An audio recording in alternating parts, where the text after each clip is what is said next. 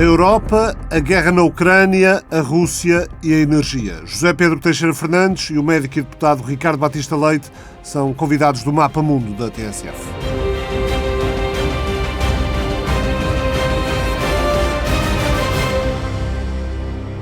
O presidente ucraniano quer que o país, em guerra e com partes do território ocupado, assegure o fornecimento energético da União Europeia. Zelensky quer aumentar a exportação de energia ucraniana.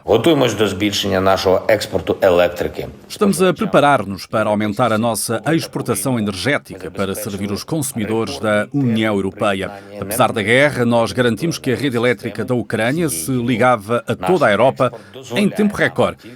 As exportações vão permitir a obtenção de moeda estrangeira e, ao mesmo tempo, ajudar os nossos parceiros a resistir contra a pressão energética criada pela Rússia. Vamos fazer com que a Ucrânia seja uma das principais garantias de segurança energética para a Europa.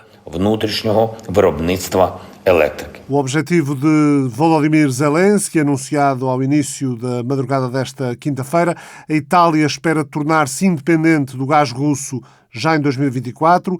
Segundo os meios de comunicação social italianos, nomeadamente a agência de notícias ANSA, o ministro da Transição Ambiental, Roberto Cingolani, disse que se espera que as medidas de redução de custos e novos fornecedores de gás ajudem a Itália a tornar-se completamente independente do gás russo na segunda metade de 2024. A Itália é o segundo maior consumidor europeu de gás natural, 55 mil milhões de metros cúbicos como média dos últimos 5 anos, só superada pela Alemanha, com praticamente 70 mil milhões de metros cúbicos.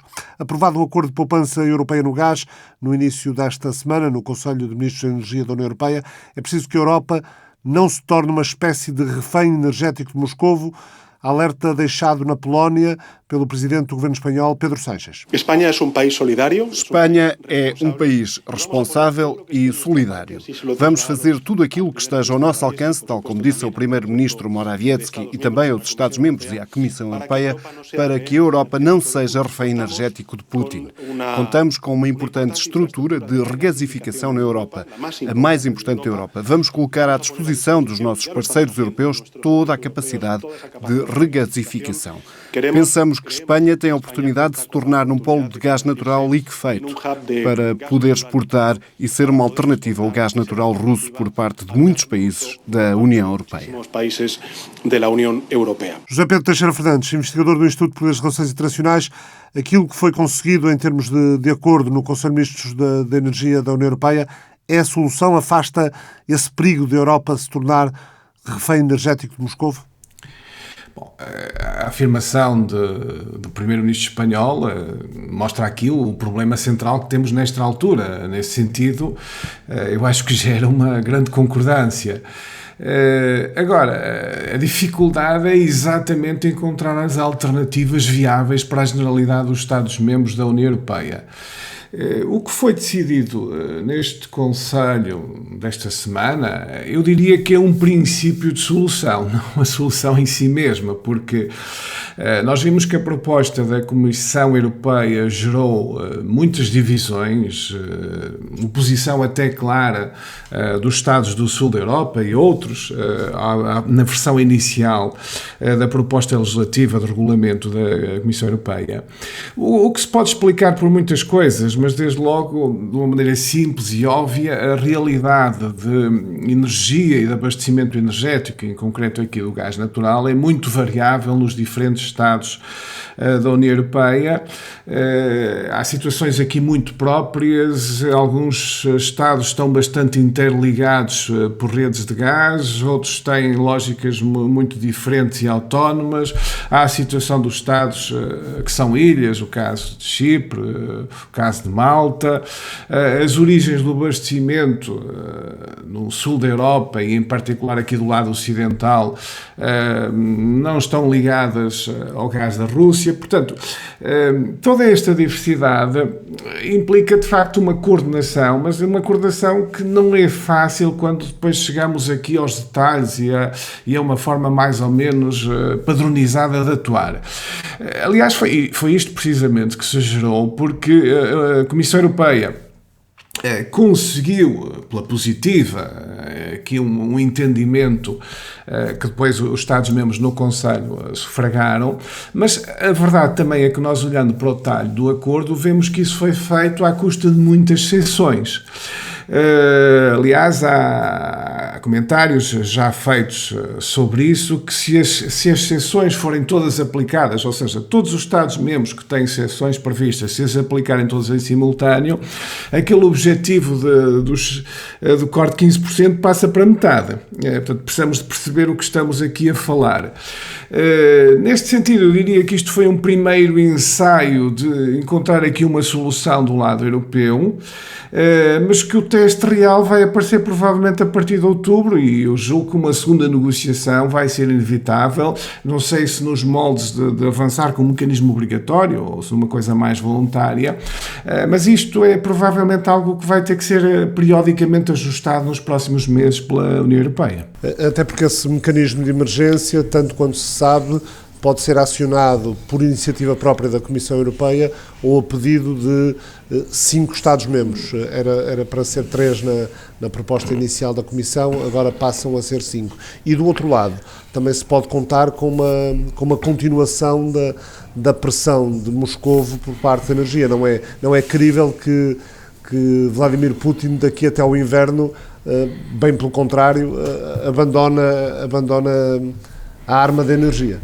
Não, de facto não. O mais provável, de longe, e é para esse cenário que obviamente a União Europeia tem que se preparar, e o mais possível, é que esta pressão da Rússia e esta, no fundo, forma de usar aqui a energia para criar aqui o mais possível problemas e divisões à União Europeia vai continuar. Nós devemos ter em conta que o verão não é a altura para sentirmos mais isto, porque o consumo de energia normalmente é mais baixo.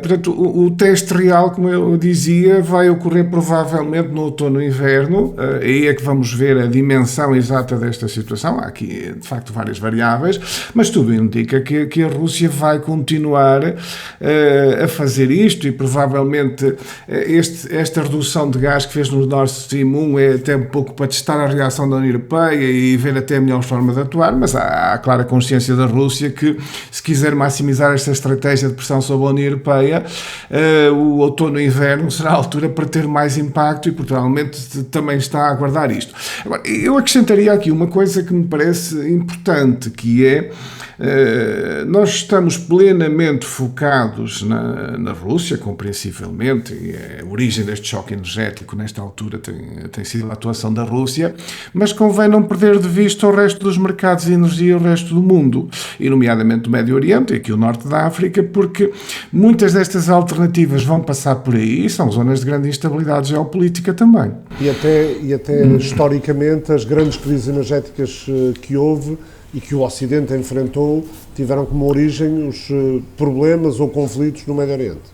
Exato, e eu acho que isto deixa a Europa numa situação muito pouco confortável, porque o que temos nesta altura é essencialmente uma pressão de sanções feita pelo Ocidente em geral, e esta questão energética em particular pela Europa. Só que eu separo aqui um pouco a Europa dos Estados Unidos, porque embora tudo isto seja o Ocidente em termos políticos e mais alguns Estados até, mas a situação dos Estados Unidos é muito mais confortável em termos energéticos.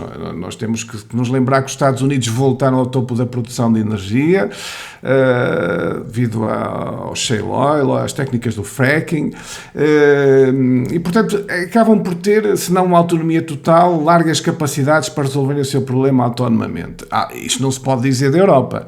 A situação da Europa é muito mais delicada. Portanto, se nós voltamos aqui ao Médio Oriente, e naturalmente o Médio Oriente e o Norte da África vão ter que fazer parte desta solução que a Europa vai encontrar, mas a verdade é que o Médio Oriente tem um grau de instabilidade muito grande, historicamente, todos os choques energéticos até agora tiveram origem em conflitos ou intrínsecos do Médio Oriente ou por interferência de potências nas questões do Médio Oriente, procurando os seus próprios interesses.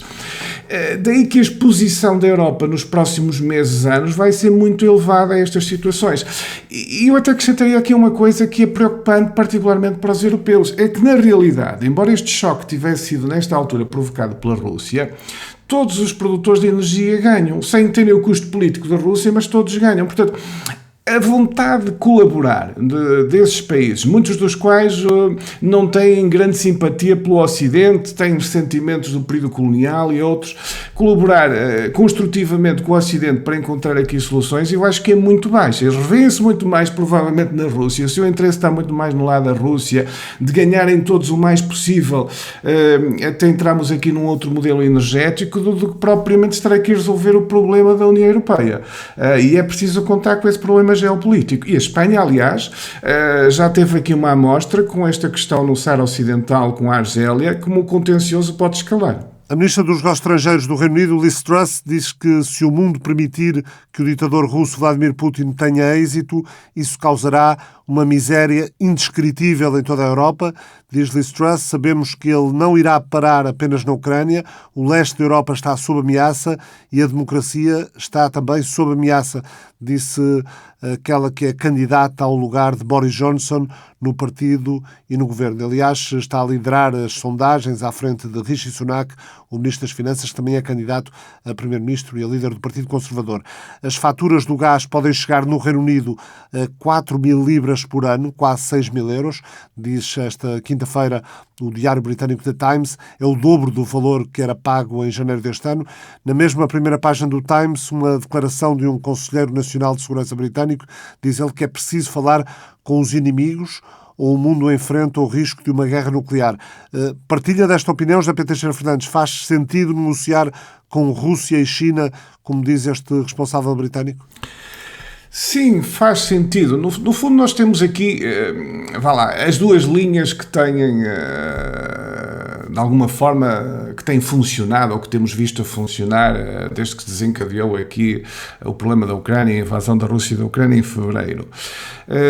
Uma linha mais dura, permanentemente, no fundo, defende que o que se tem é que apoiar o mais possível militarmente a Ucrânia e enfraquecer o mais possível também a Rússia, ou seja, que aposta também na continuidade do conflito, não só para proteger a Ucrânia e a Ucrânia tentar recuperar os seus territórios, como para enfraquecer o mais possível a Rússia. E temos uma outra linha que estava um pouco implícita nesta segunda posição, que alerta também para os riscos deste conflito prolongado. Pelo facto de isto poder-se perder controle de uma guerra, que para já é uma guerra convencional e localizada no território da Ucrânia, mas por uma qualquer razão dos muitos imprevistos que as guerras têm sempre, ou até uma conjugação de circunstâncias internacionais, que nesta altura não é expectável, mas poderá ocorrer, isto desencadear aqui um outro patamar de tensões, um alastramento do conflito, e entramos nesse cenário aqui mais extremo. Do meu ponto de vista, esta segunda posição tem os seus méritos. Não significa, naturalmente, que não se deve apoiar o mais possível a Ucrânia, mas é preciso também ter consciência dos riscos que a continuidade do conflito e o alastrar do conflito traz e sobretudo também de se estar a gerar aqui um mundo onde, também pela própria atuação do Ocidente, China e Rússia acabam por estar cada vez mais a estreitar relações com mais outros Estados, como exemplo, vimos o Irão, mas isto é só para apenas falarmos nos casos mais óbvios.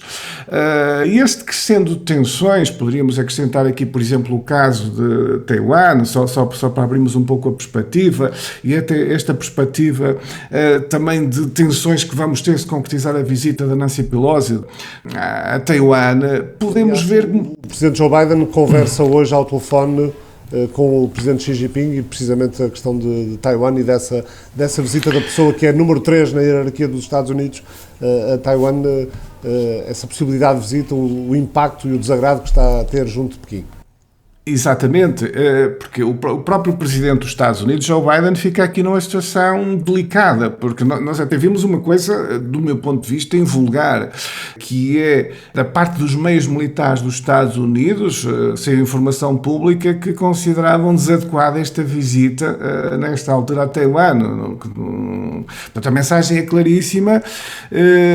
Isto coloca quer os Estados Unidos, quer Taiwan, que por um lado, obviamente, não pode recusar esta visita, no sentido até também toda a relação que tem com os Estados Unidos e da sua ambição de se manter autónomo ou independente face à China, mas também imagino que do lado de Taiwan isto não seja confortável e a China reage, obviamente, da pior maneira.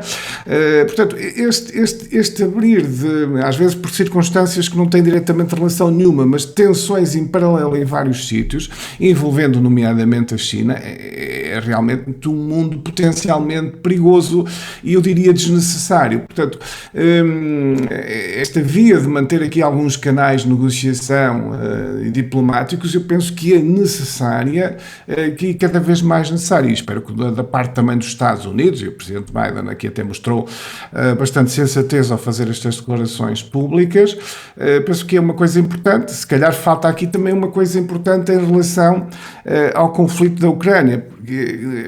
Qualquer saída política, eu julgo que também nunca vai ser apenas uma negociação entre a Ucrânia e a Rússia.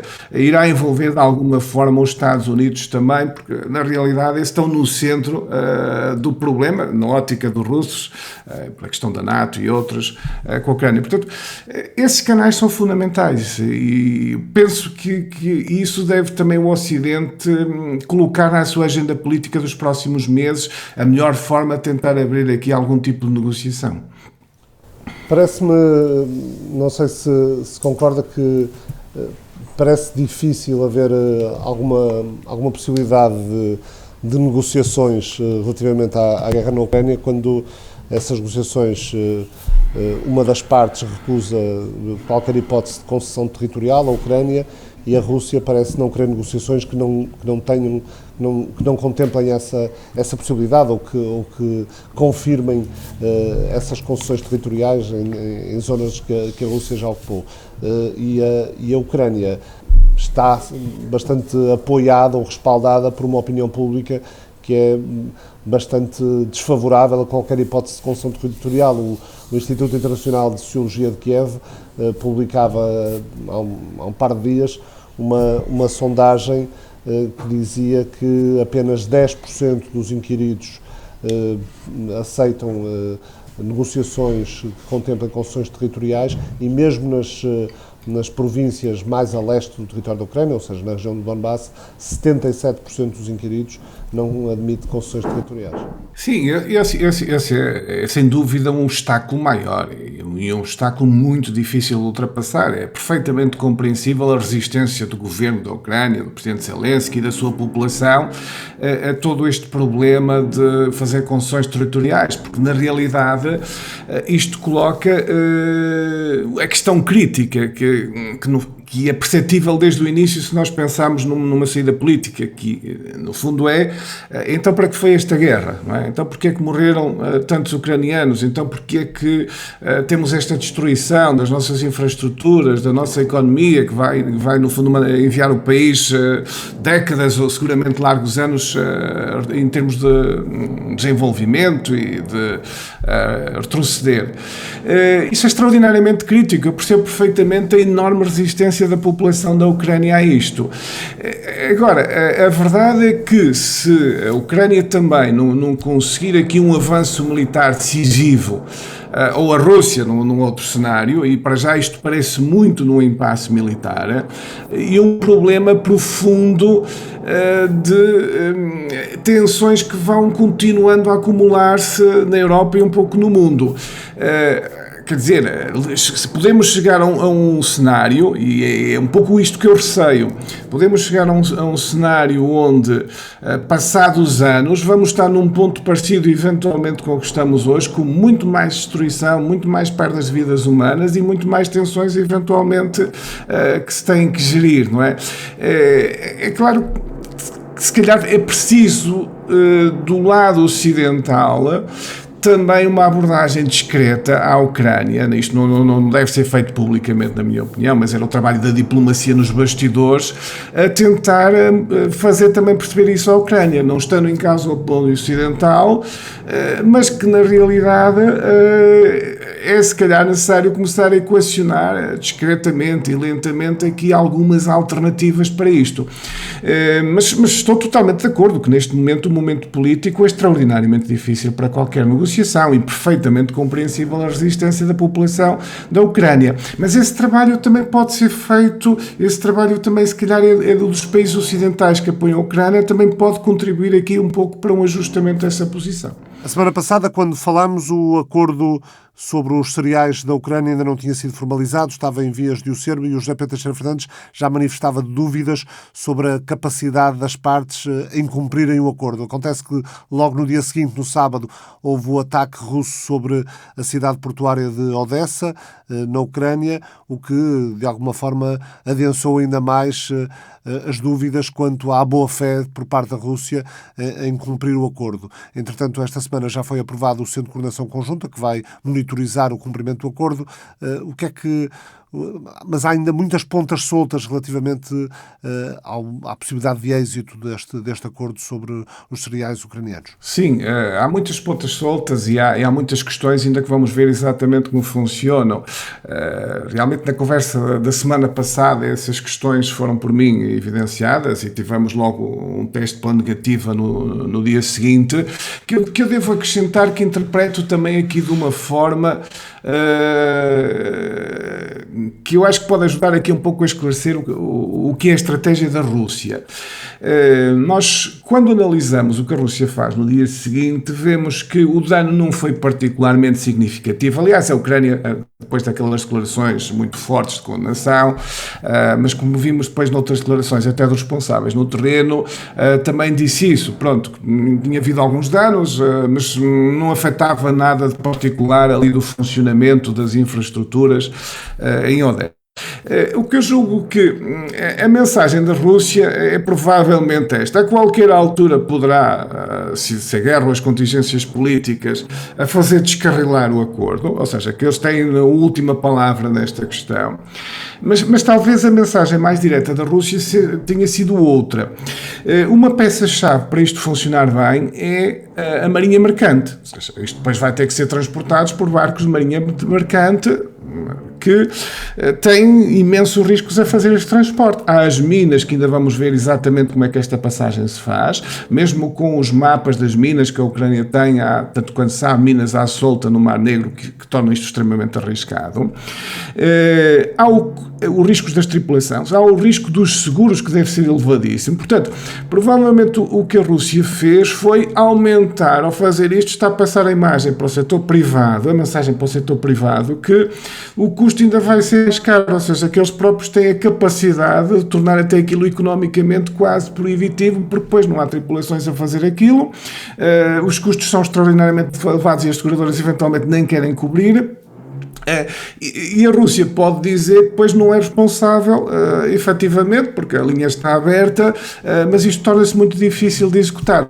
Eu julgo que foi isto que os russos estiveram a fazer e a testar. Vamos ver os próximos desenvolvimentos. Apesar de tudo, acho que há alguns sinais também pela positiva, que é, pronto, isto parece que poderá funcionar, mesmo que não tenha o resultado que nós gostaríamos, mas parece-me que permitirá, pelo menos, que alguns dos cereais possam ser escoados por essa via. Mas com todas estas contingências que já estamos a ver aqui a funcionar, e eu julgo que este tipo de incidentes, ou por bombardeamentos, ou por acasos de guerra, vão ser uma constante nestes meses e a poder pôr em causa sempre, pelo menos durante algum tempo, este transporte de cereais. Muito obrigado, José Pedro Teixeira Fernandes. Os cuidados intensivos aos bebés que nascem em Lviv, na parte ocidental da Ucrânia, estão a funcionar há mais de 5 meses num abrigo subterrâneo.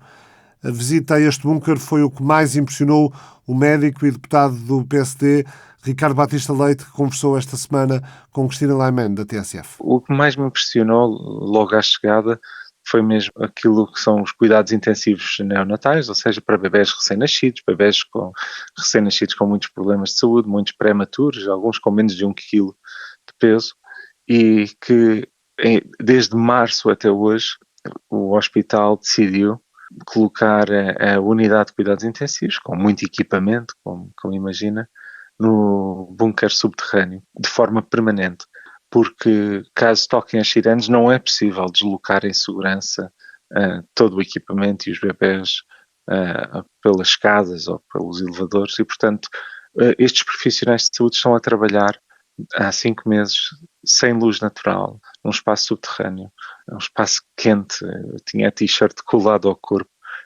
quando estava a trabalhar lá, com uma ventilação, enfim, longe da desejável e, portanto, a pressão, o stress psicológico de trabalhar nestas condições é de facto indescritível e portanto, compreende-se que haja aqui da parte dos profissionais, um enorme cansaço. E quando eu pergunto aos meus colegas, enfim, como é que aguentam, eles dizem que não têm outra opção, mas fazem-no com sentido de missão, porque acreditam que desta forma também estão a ajudar o seu país a vencer uma guerra que todos, sobretudo a nova geração, entendem que tem que ser uma vitória total e, portanto, estão todos comprometidos e sentem que cada um na sua missão estão a contribuir para esta causa nacional.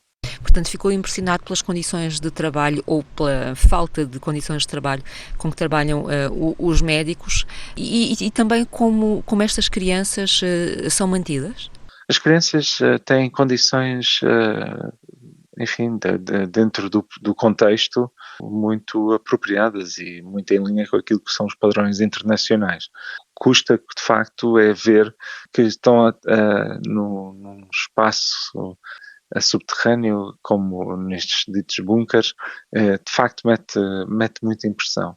Percebe-se também que o hospital tem algumas deficiências do ponto de vista de tecnologia, coisas menos visíveis, por exemplo, esta campanha de angariação de fundos, uma das coisas que pretendemos ajudar é a compra de um gerador a diesel, porque o hospital tem alguns pequenos geradores, mas no caso de uma falha energética mais grave, podem estes serviços, incluindo os serviços de cuidados intensivos, ficar sem energia, o que pode ser dramático para as crianças e para os adultos em situações mais graves, ou imagine-se no meio de uma cirurgia de cardiologia de intervenção, como eu participei ainda ontem no bloco, ficar sem energia de facto pode ter consequências devastadoras e por isso são investimentos que para nós parecem coisas básicas, mas que neste contexto, ainda para mais com a instabilidade energética da rede, por força da guerra,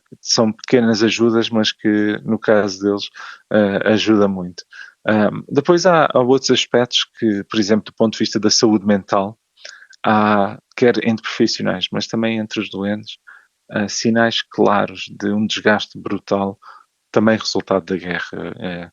Quando encontro doentes que vêm da zona da frente da guerra, e são muitos, é muito difícil.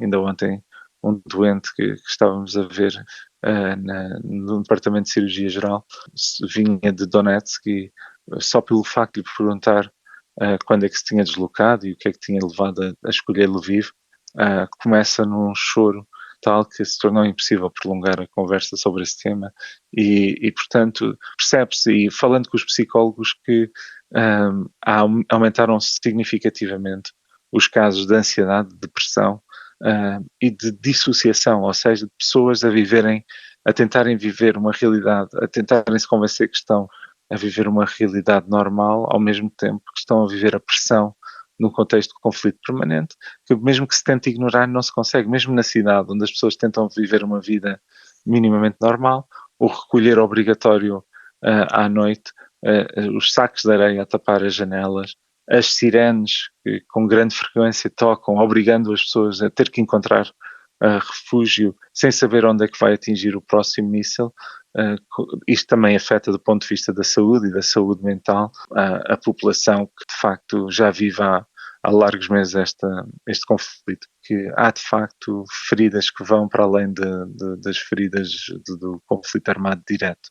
Vou dar um outro exemplo, um outro hospital onde também estive, um hospital mais da dimensão do nosso Hospital de Santa Maria, se quiser, em que estão a converter o hospital num grande centro de trauma e reabilitação. aumentou brutalmente a procura de doentes mutilados, de guerra, que era uma realidade muito pouco frequente no passado. Agora, muitos dos feridos de guerra que vêm da frente da guerra vêm para Lviv para serem tratados, e este hospital está a reconverter-se. Eu visitei as instalações de reabilitação física, não posso dizer que sejam más, o problema é que são muito pequeninas para a enorme quantidade de doentes, sejam eles militares, sejam civis, que agora precisam dos seus cuidados. E, aliás, a equipa da administração do hospital, aproveitando o facto da Ucrânia ter alcançado o estatuto de país candidato à União Europeia, vai agora, porque agora tem direito a isso, a candidatar-se a fundos europeus para tentar investir no alargamento destes serviços de reabilitação e também de saúde mental, porque há uma convicção, por força da realidade das circunstâncias, de que este tipo de serviços continuarão a ser cada vez mais necessários ao longo dos próximos meses, se não anos, quer durante a guerra como consequências da guerra, que esperemos que termine o mais depressa possível. Queria perguntar-lhe sobre a campanha, Ricardo. Falamos já num gerador. Qual é o objetivo? O que é que querem angariar e até que ponto é que já conseguiram reunir alguma parte das verbas que pretendem? Nós, no fundo, com a Associação dos Ucranianos em Portugal e também com o apoio da Unite, que é uma rede global de parlamentares comprometidos com a saúde global, que apoia esta minha deslocação. Esta campanha foi lançada tendo perguntado ao hospital quais eram as necessidades mais prementes, e foi o próprio hospital que identificou quer o sistema de ventilação de ar da maternidade, o alargamento e instalação da rede de oxigénios e da tubulação do sistema de oxigénio na maternidade, e o tal gerador a diesel para manter a maternidade a funcionar nos momentos de falha energética. O hospital entendeu que eram investimentos estratégicos que têm em vista não apenas o período da guerra que estamos a viver, mas também o período pós-guerra. Estamos a falar de um hospital que tem cerca de 3.000 partos por ano.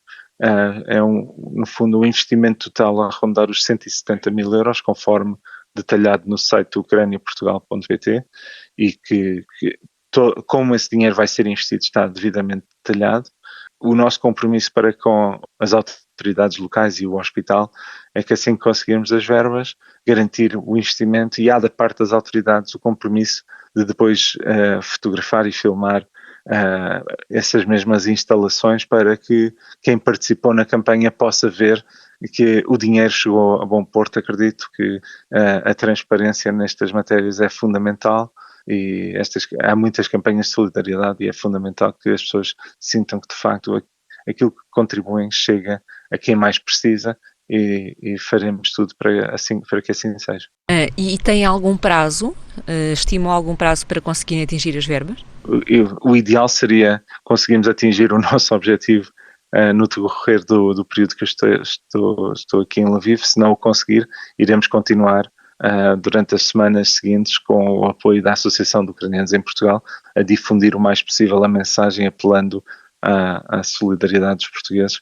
E só dizer que é um apelo, não é apenas numa lógica de apoiar pessoas que precisam de cuidados de saúde e de um sistema de saúde mais resiliente num contexto de conflito, e eu gostaria muito de deixar esta mensagem de que nós estamos aqui a dar um sinal muito claro do apoio de Portugal ao povo ucraniano, mesmo que simbolicamente através desta ação de angariação de fundos, porque no final do dia os ucranianos estão a lutar não é apenas pela liberdade da Ucrânia, estão a lutar de facto pela liberdade da Europa, e portanto os ucranianos estão a lutar por cada um de nós, europeus.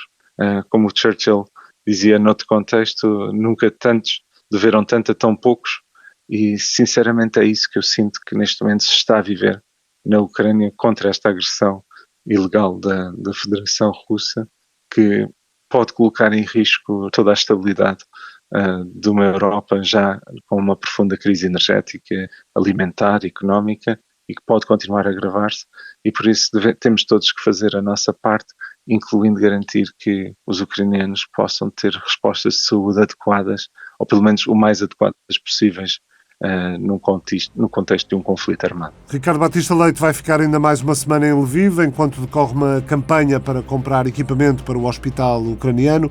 Um dos objetivos é a compra de um gerador a diesel. A campanha quer comprar equipamento pós-intensivo para os recém-nascidos e instalar também tubos de oxigênio na unidade de terapia intensiva e hospitalar de crianças, neste Hospital Regional de Lviv. O objetivo é chegar aos 170 mil euros. Quem quiser ajudar pode fazer os donativos no site ucraniaportugal.pt. Ricardo Batista Leite e José Pedro Teixeira Fernandes, investigador do IPRI, estiveram no Mapa Mundo, que regressa em setembro. Boas férias, se for caso disso.